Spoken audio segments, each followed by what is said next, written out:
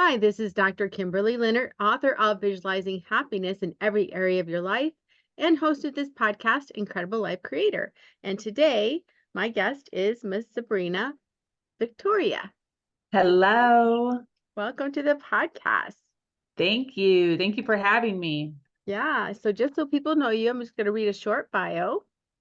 From a struggling single mom to escaping a 13-year narcissistic abusive relationship, Sabrina's tenacity and optimistic spirit has inspired fans worldwide and helped endless amounts of people break through and discover their own untapped talents and immense potential. Now, creator and CEO of Her Nation and the host of Her Talk Show, Sabrina is dedicated to giving people the tools they need to rise in human better. A speaker, entrepreneur, and author. Well, I am so excited to hear your story. So tell us about you and how this all started.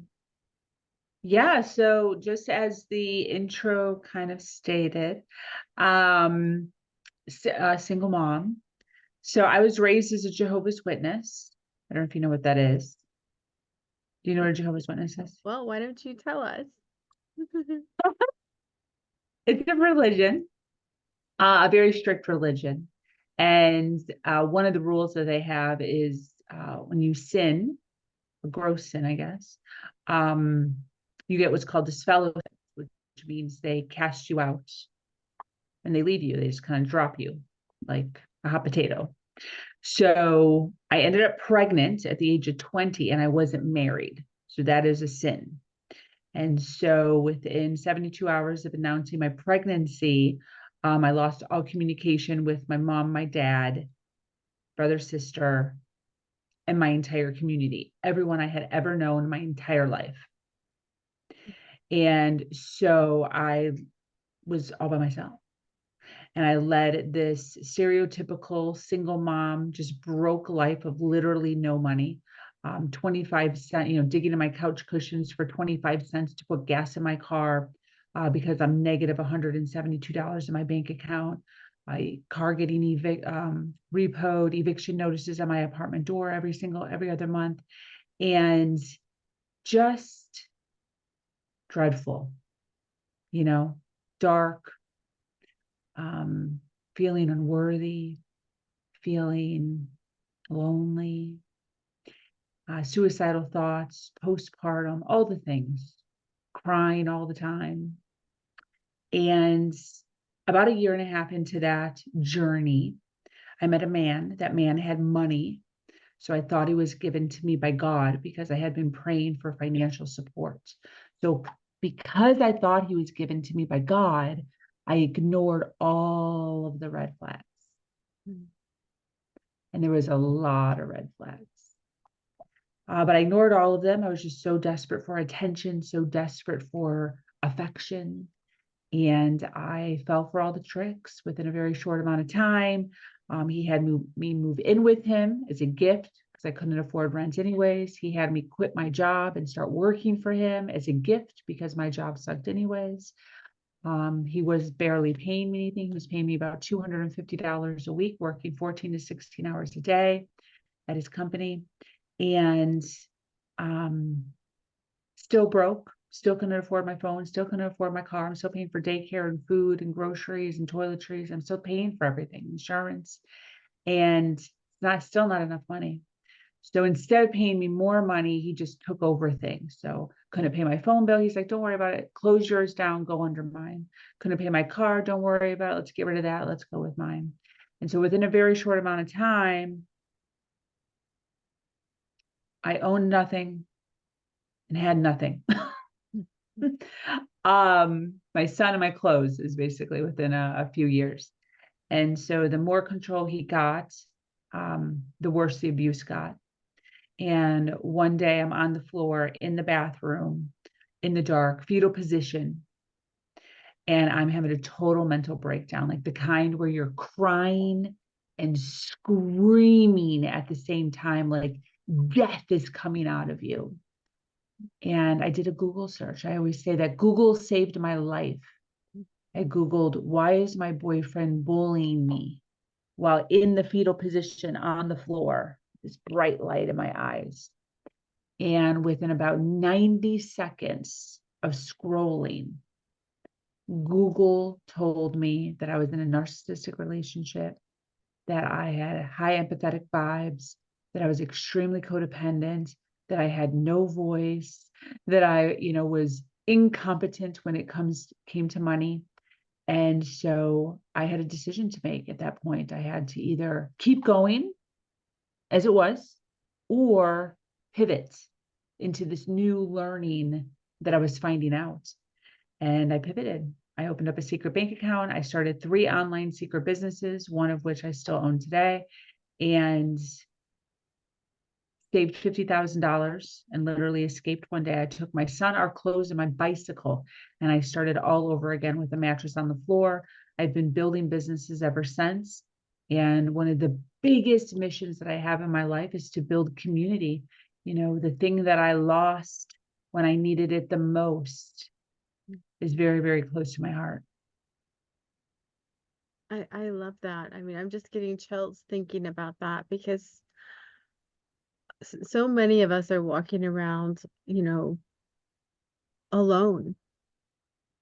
And, we go to work or we're going into the world and people don't know what's happening inside that person. Even people who appear to be successful, maybe career-wise or whatever, there is so much loneliness in the world, and people need a place that's safe, that's open, that's accepting, where they can come and they can create friendships, create relationships. So that is just beautiful that out of that pain, you created something really beautiful. Yeah, thank you. Thank you. Yeah, it wasn't all that easy. I always joke that I can tell my whole story in under 5 minutes, but obviously it wasn't smooth sailing. There was a lot of ups, a lot of downs, a lot of breakdowns during that time. The moral is that I kept getting up. That's the moral. Mhm. And even still today, right? Just because, that situation's behind me doesn't mean that, all of a sudden there's no problems. Mhm. There's still stuff, every month there's something, Mhm. just like anybody else. Yeah. So let's go back to the beginning for a second. If you could tell something to your younger self that when you were basically banished from your family, your church, your community, what would you tell her now? What would I tell my 22-year-old self? I would tell my 22-year-old self,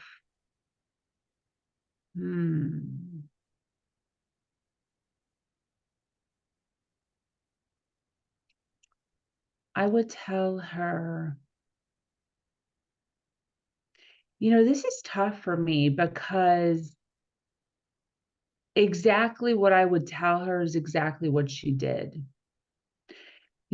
I've done a lot of work in the field of inner child work, and I believe that we have every year that we've ever been inside of us. I believe I have a 1-year-old and a 5-year-old and a 7-year-old and a 10-year-old, and a 17-year-old and a 22-year-old and a 39-year-old inside of me. And I believe that every year that Sabrina did the best she could with what she knew, Mhm. because that's all she could do. And there were some Sabrinas that led a year of life that was really, really hard, like really hard. And she was wanting to run away. She was wanting to commit suicide. She was wanting to leave everything behind, just run away. She was wanting to die. She was getting raped. She was getting abused. She was getting verbal lashing daily. And I sit back now and I think to myself, I don't know if I could have done that.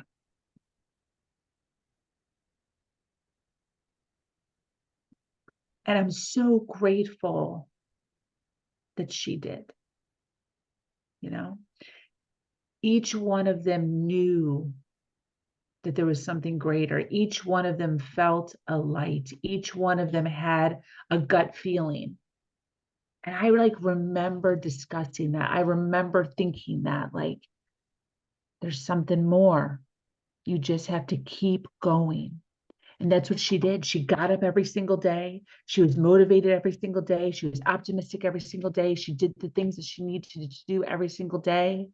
She maybe broke every once in a while, but she freaking got back up again. And I'm so grateful to them. And I now lead my life as a testament and almost like an obligation. Like I have an obligation to show up at 120% every single day in order to say thank you to every single one of them. And even the way I lead my life today, I lead my life knowing that I am running the race for 1 year and I have to hand the baton off to the very next Sabrina. And I want to make sure that I set her up in a way that she can continue running in order to succeed in the vision that she has for herself 10 years from now, 20 years from now. Mm-hmm. So what would I say?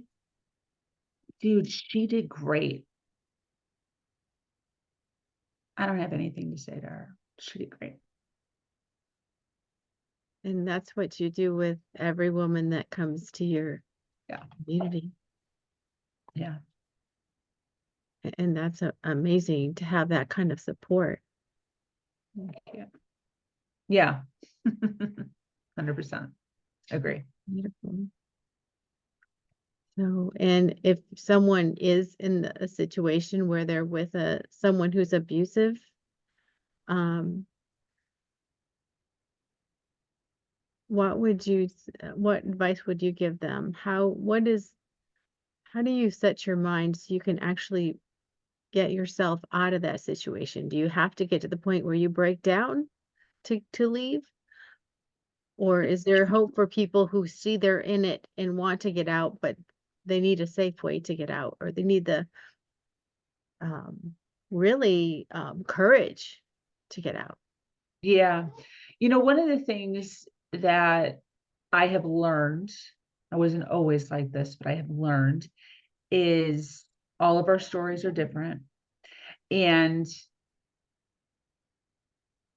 everybody's in a different healing point in their life. Some people are just starting out, and some people are pretty far along, like myself, and 1,000 things in between. And as much as now looking back, I like to think it's all the same. It's all the same. Mm-hmm. In a person's mind, it's freaking not the same. Mm-hmm. It's just not.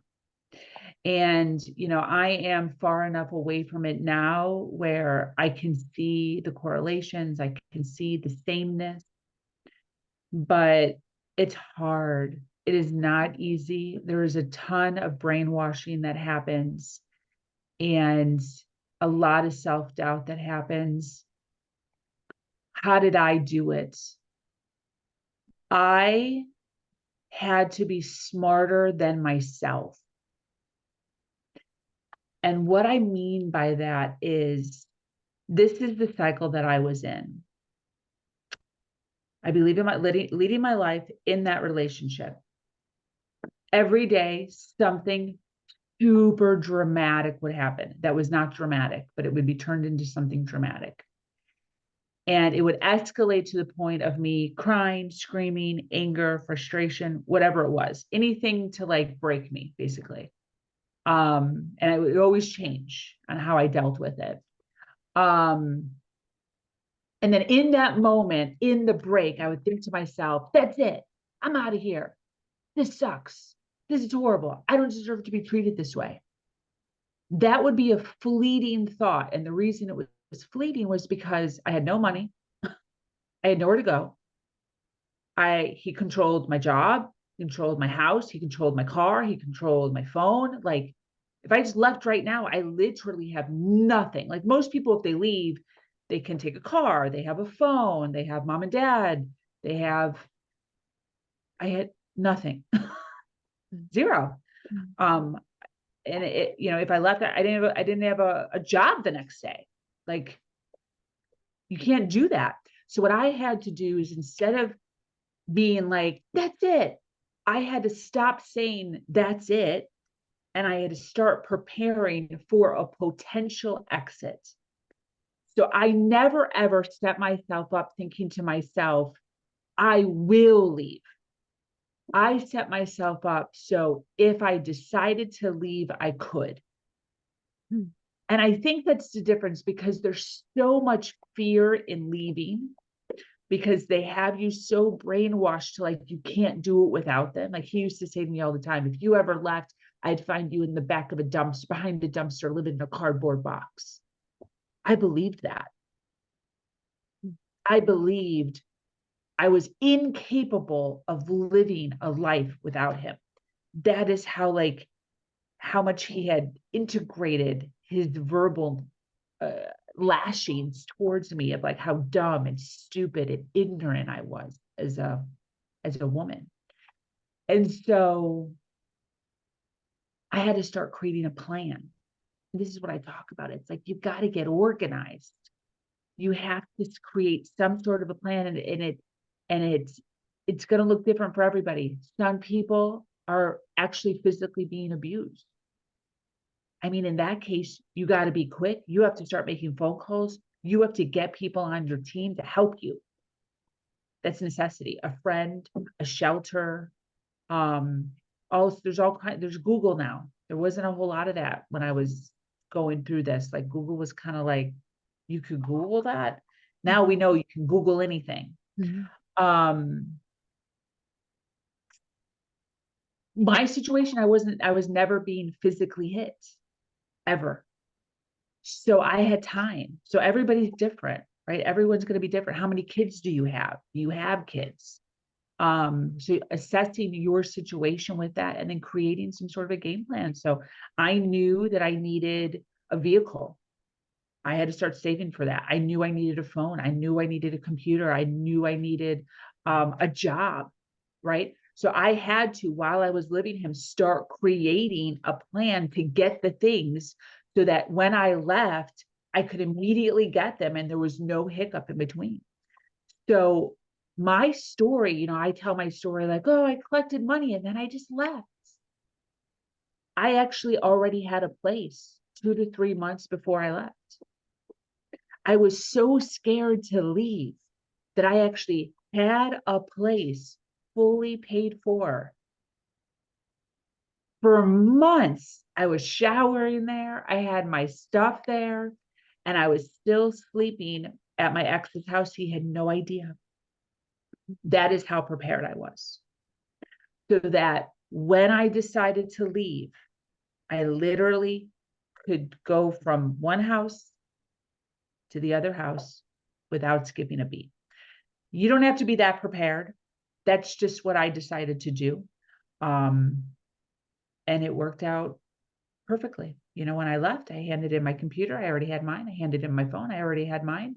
Handed in my car keys. Already had mine. And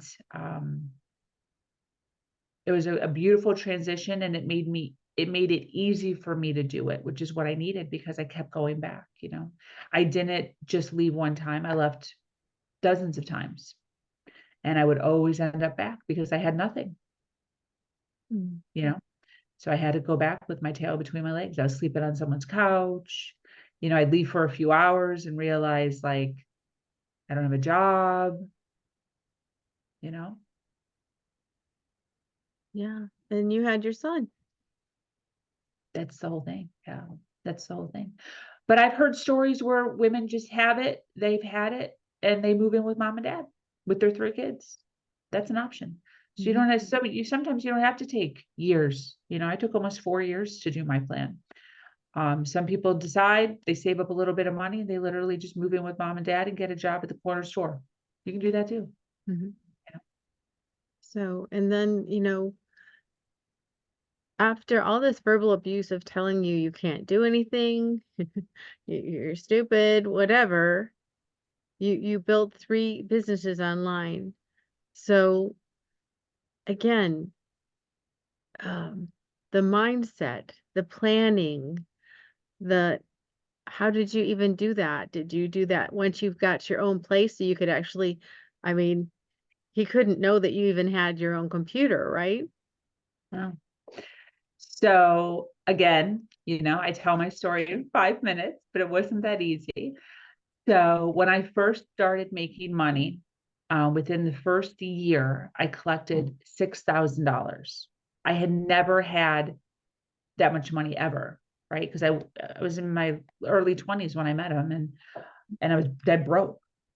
And I stayed broke while I was with him. So I had made $6,000. One day, I'm sitting at the kitchen table and I have his computer open up to my bank account, my secret bank account.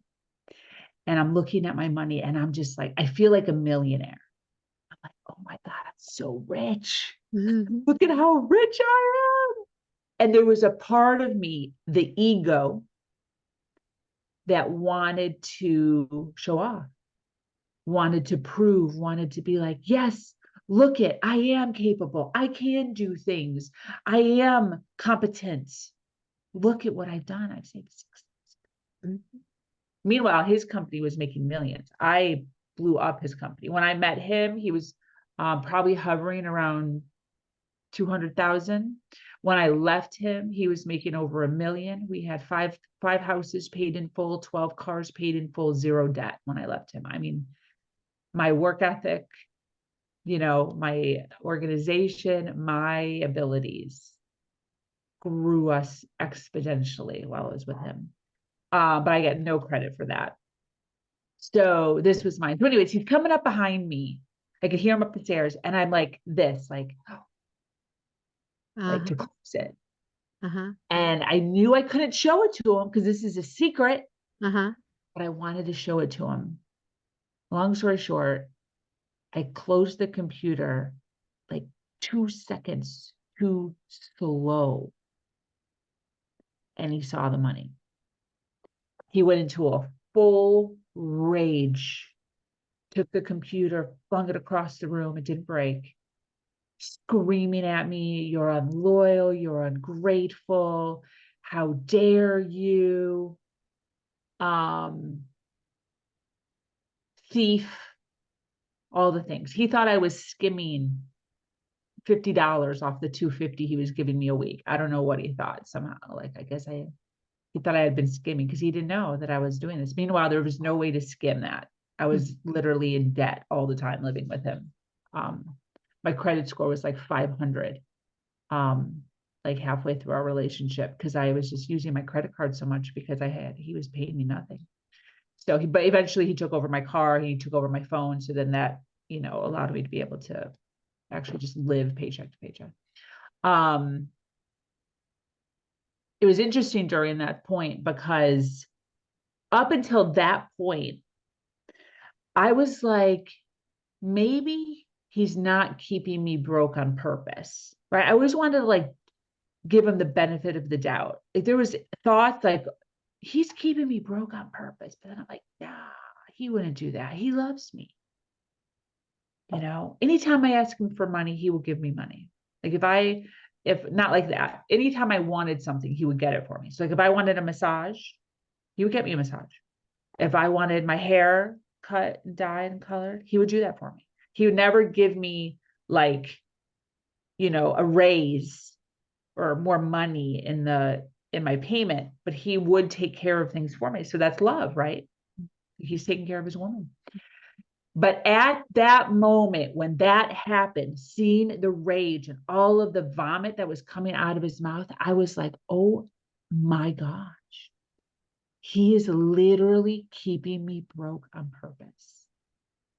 He took away my money for 6 months. He stopped paying me.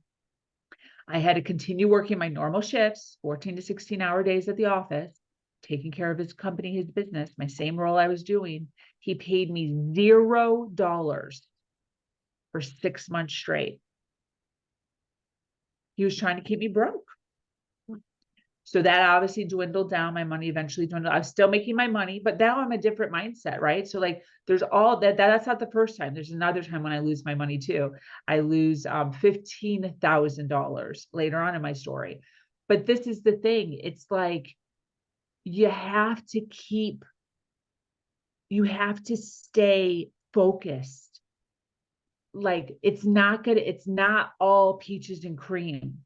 It's really traumatic. I was bawling. I was crying for weeks after that. I felt devastated. I felt like the universe is against me. I am trapped in this forever. There's no way I'm ever going to be able to. And I had to continue to make decisions like, am I going to just fall into this story or am I going to do it again? And then it happened again where I lost my money in another situation with my son's father, who'd freaking came in, just swiped, messed me up again. It's like, there's stuff that happens where it's going to break you. It's going to ruin your plan. It's going to, and this is with anything. This isn't just with shitty relationships. This is with work. This is with career. This is with children. This is with our health. It's like, there's stuff that's going to come in. It's going to pull the rug from under you and mess up your whole plan. And then you have to decide if you're going to stay in the funk, how long,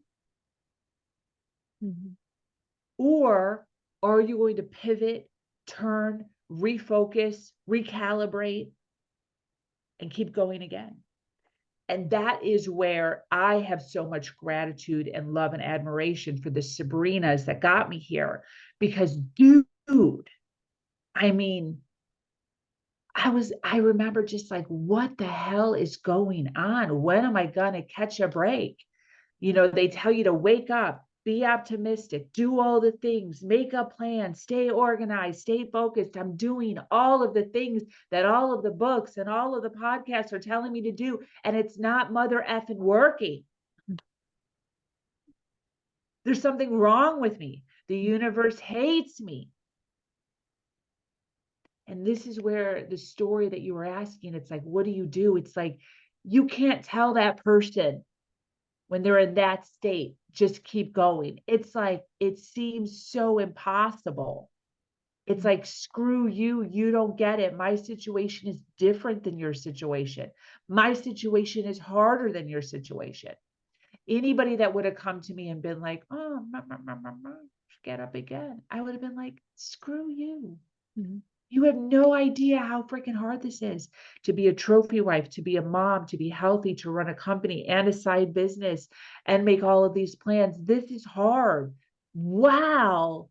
I'm being lashed at every single day, telling me I'm dumb, stupid, idiot, uneducated, ghetto, broke. Like, it's already hard enough to do that stuff in life. I am doing it while someone is telling me that I'm incompetent. That's hard. But you yourself, you have to make a decision.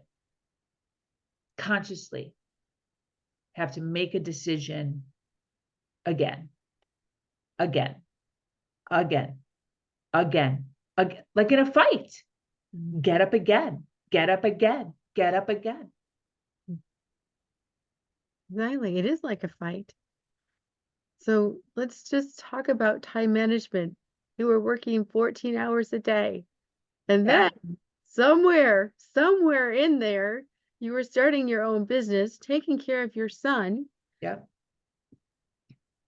Any words on how do we organize our life when it seems like we have not even one more second left to do something and we have something else we need to do? And I mean, it's crucial. Yeah. So a couple things to that. I just had this conversation with a girlfriend of mine literally 2 weeks ago, we were talking about sleep, and I'm like, yeah, I'm good on like 4 hours of sleep. She's like, what? I'm like, yeah, that's not normal. I didn't used to be like that, but trauma. I did it for so many years that like, because even after I left, I was still working just as hard because I was so scared to go back. I'm working all these businesses after I left, that I'm still on 4 hours of sleep. So my body's just like good with that. Um, oh, I had something really important to say. You were talking about the conversation with your girlfriend. Yeah, that was the 4 hour. I should have. And in my head, I was like, I should say this other thing first because it's way more important than this thing, but I wanted to lighten the mood. It was about the sleep. Damn,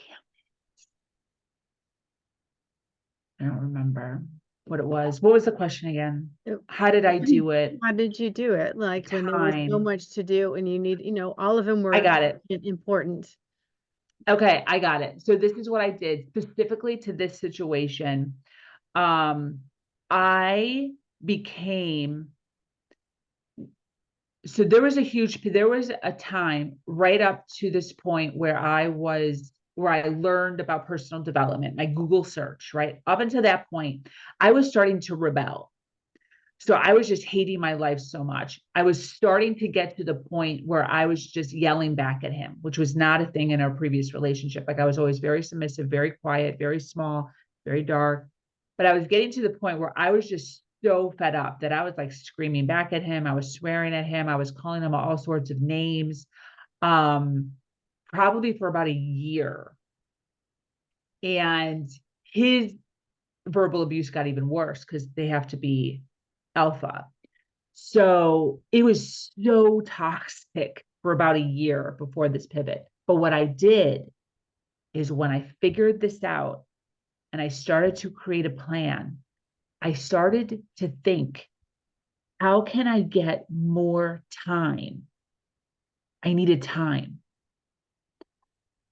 So I did the opposite of what you would think you would do. I actually played into the game so good. I learned all about narcissism and what they need and how they feed. So compliments galore. He's the best. He's the sexiest. He's the most awesomeness. So compliments, like extraordinary compliments. Then on top of it, whenever there would be arguments, I would make sure that I always broke. I was at a point in our relationship where I like wasn't really breaking that much. Like I didn't care. Like it would take him a really long time to break me, if ever, because I was just so cold. Um, Once I found out that they feed off the break, I would be an actress and I would break on purpose. So I'd fall into these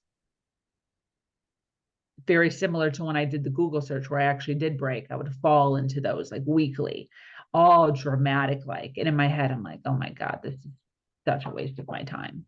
But what it was doing is it was setting him up for like knowing that he felt secure in the relationship. I was showing up 100% at work, which I wasn't before. I was just so over it. I was giving him compliments at work. Like he'd come into the office and I'd be like, look who it is, rock star of the day, like over the top. And he loved it. Mm-hmm. He loved it so much. And I just went all in. I went all in on the relationship. I went all in on his ego and what he needed to like feel good and confident about the relationship.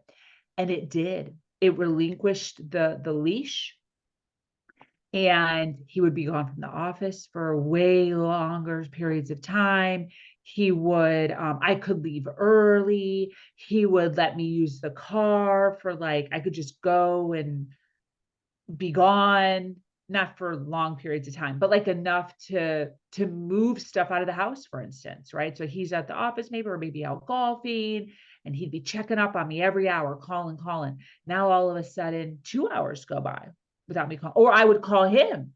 I'd be like, Mhm. "Hey," and then that would elicit me knowing that I had more time because Mhm. I schmoozed him so much to be able to get some of my stuff done. So I played the game. I played the game. I learned how to play it. I flipped the switch on him, and it worked to my benefit. Whether that would work on everybody, I have no idea, but it worked for our situation. Mhm. Wow, I think that's great advice for anyone that's in that situation because I've learned about that narcissistic personality also, and that's exactly what they want. They want Yeah, to be seen as the best, and they can't handle anything negative towards yeah, them, as negative as they are towards other people.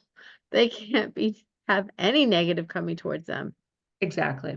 Yeah. One of the biggest things that I see is individuals telling the narcissist that they are a narcissist.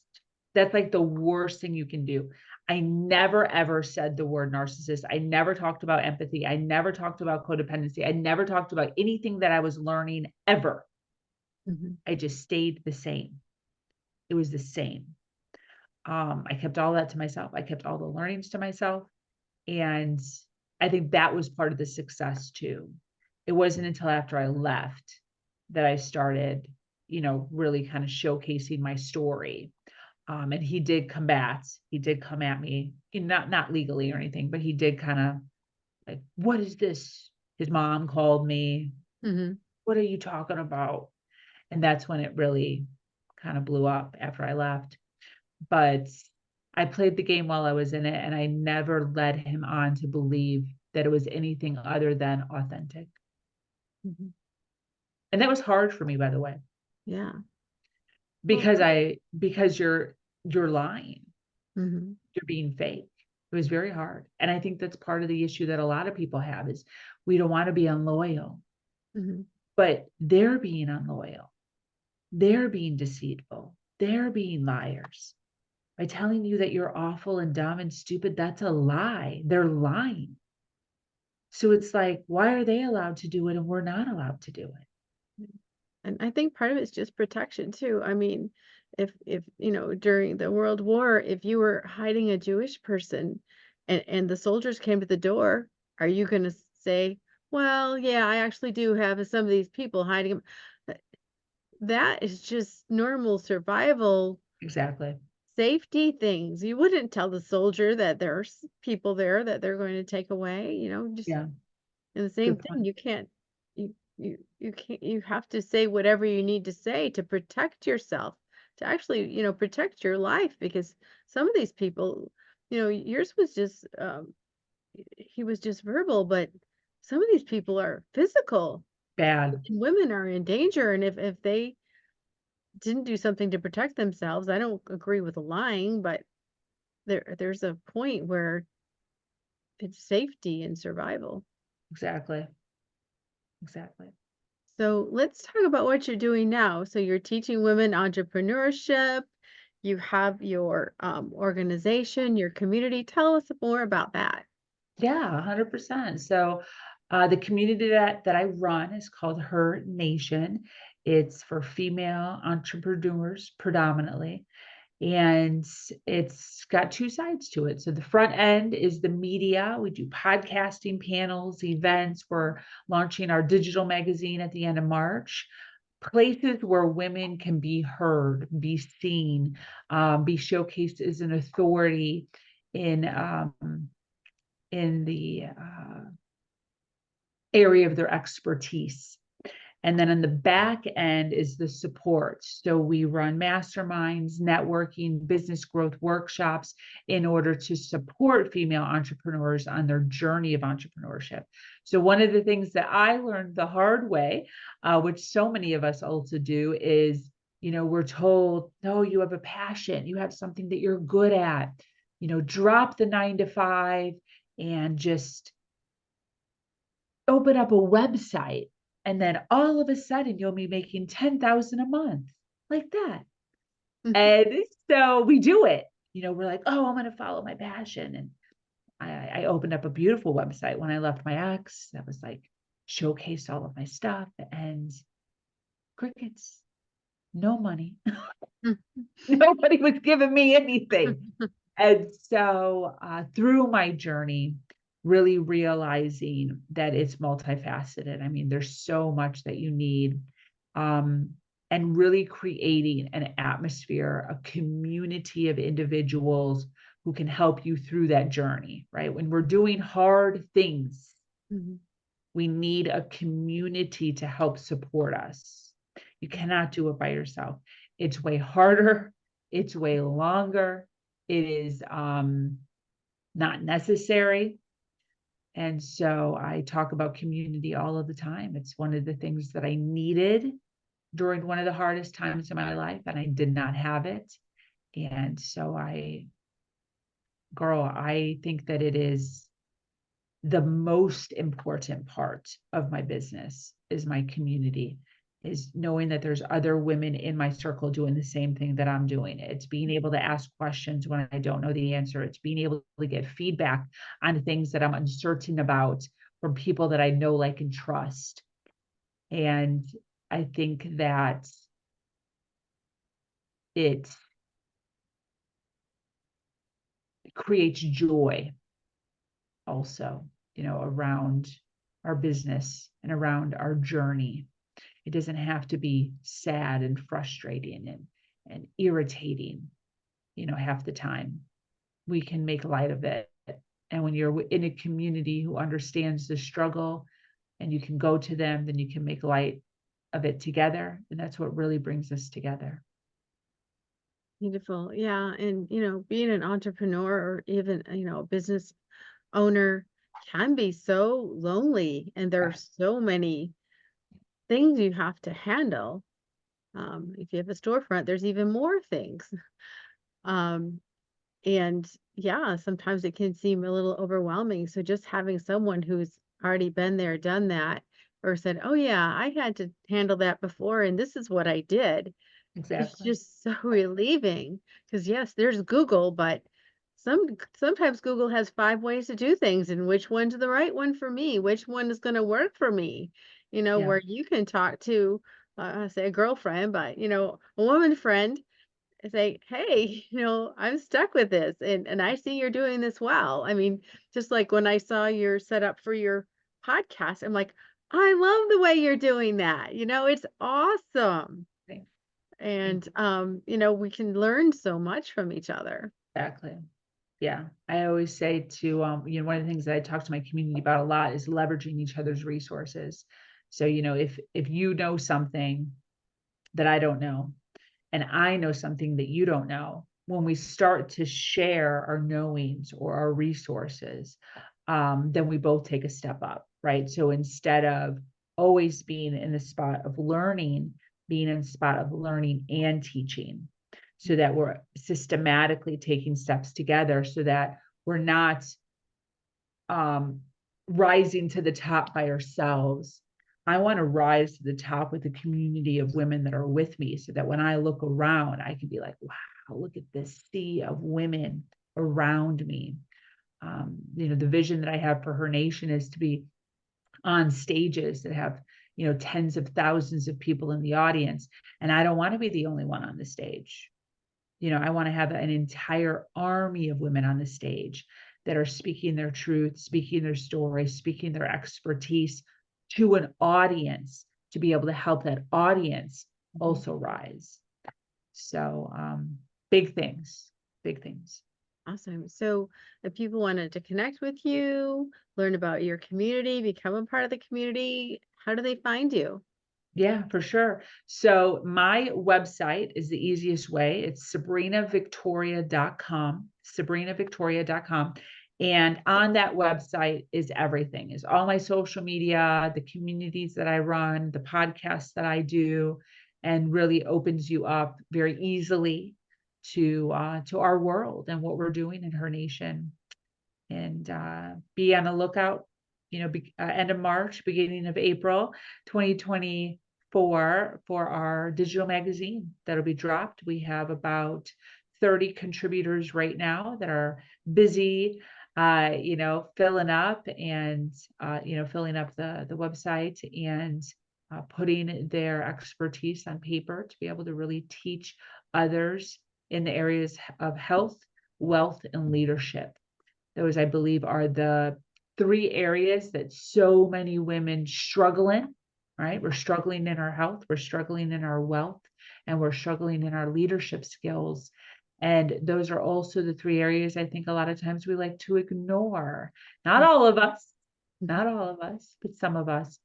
And so that's what we're really leaning into for 2024 and 2025 is really honing in on those 3 pillars of our lives.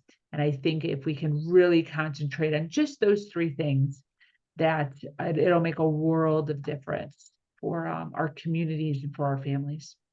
Yes. So now I have a personal question for you. What gives you the most happiness and fulfillment in your life at this point? What gives me building my business? That's it. Building my business. I absolutely love the journey that I'm on. I absolutely love I just love seeing it. I love the vision. I love like taking a step closer. I love looking back and being like, what? Look at how far we've come. Do you remember when? Yeah, when I'm awake, I am building my business. If I'm not physically building my business, then I'm thinking about building my business. I take notes all day, every single day, writing stuff down of just things that come to me, fires that happen. And it's just snowballing. It's snowballing into something so gorgeous. And it's my life's mission. It's my life's mission. I know so often it's like, oh, I like to do yoga or go to the beach. I'm just not set up that way. Mhm. I love to work. And I don't even consider it work. I love to build. Mhm. It's just in me. It's in my soul to be creative and to build and to facilitate for humans. And in this case, I've honed in on female entrepreneurs, and that's what we're doing here. And I love every moment of it. Mhm. Wonderful. Well, thank you so much for being on the podcast today and for sharing your story and your wisdom. Thank you for having me. This was fabulous. Yeah. So I have one last question before we complete. What is your best advice on living an incredible, amazing life? I have one saying that's been with me since I was 26-ish years old. It's the most simplest thing in the world, and it helps me to this day. And the saying is, everything's going to be okay. So often there's so many stressors. There's so much stuff sometimes. And just being able to take a breath, recognize that you have been through so much. You have accomplished so much. What you have done, another person could possibly not have been able to do. So everything's going to be okay. Everything's going to be all right. You're going to make it through to the end. And that's what I tell myself almost daily because I feel like there's always something. Mhm. But I just tell myself everything's going to be okay. I calm down. I don't sit and worry. I do not sit and stress. None of those help us, sitting in those feelings, although real, right? We're not trying to erase. They don't help you, though, to stay in those states of minds. So I always remind myself that everything's going to be okay. Pull myself together and just keep rolling. Beautiful. Well, thank you so much, Sabrina. Thank you so much. Appreciate it. We'll talk to you again soon. Bye.